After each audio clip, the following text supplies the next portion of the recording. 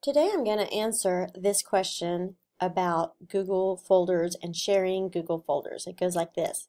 We were talking about making documents in Google that only a few people could edit and others could view only. Could you remind me how to do that, please?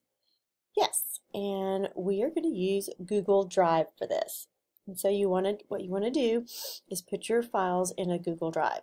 So you could start in your email, log into your email, and in email you have a checkerboard button like this. Go in there, choose Google Drive, and you'll end up at Google Drive, which is where I am now. And you want to create a folder just for these files, and you would do that over here under New and Folder. It'll ask you to name the folder, and that's that. So then you want to open the folder. So I have one here that I made. So I'm going to open it up. And here's where you want to load your files. They don't have to be Google files. You can put any kind of file here. And you go to New, File Upload, and you would put all your files in here, regardless of what kind of file they are. They could be Microsoft, PDF, just anything. And then you want to do the share. Now, to share it, I like to go back a level. So I'm going to go back to the root of my drive, Google Drive, which is here. And I'm going to go back and look at that folder name. So this is it right here. To share it, you want to right-click and go to Share. Now for the people who need edit access, I would just type their email addresses here. And you would continue adding their names here. And then you want to give them edit access, which is already chosen for you. And that is that step.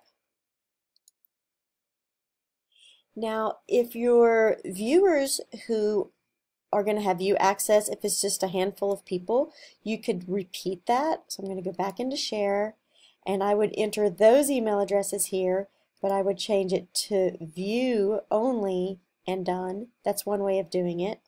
But a lot of times when I'm doing this step, I'm sharing it with a much larger group, and I don't always know who's going to be in this group. Maybe this group is a constantly changing group. I often will share a folder with maybe people who are coming to my class. I don't always know who's coming or how many people are coming, and I might teach this class over and over, so it ends up being lots and lots of people. So one of the ways I like to do view only with a larger group of people is I like to get the shareable link. So you'll get this link and then you give them the link. So I'm going to go into Get Shareable Link. And the default is anyone at Washington County Department can view. Well, that only lets in-house people view that. If you're sharing it with teachers, that works pretty good. You could do a little extra step, which I think is slightly nice. And so I'm hitting the down arrow. I go here to More, and here's some more options.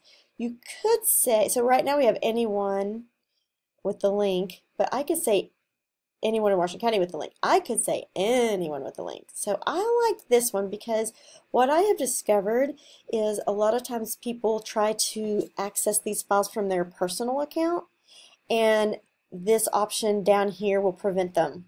And then it starts asking for permission. It's this big headache. So I have eliminated that speed bump and lots of emails about it by just doing this. So anyone with the link, and you're going to give them the link and they can access it from their school account or their personal account. It works either way.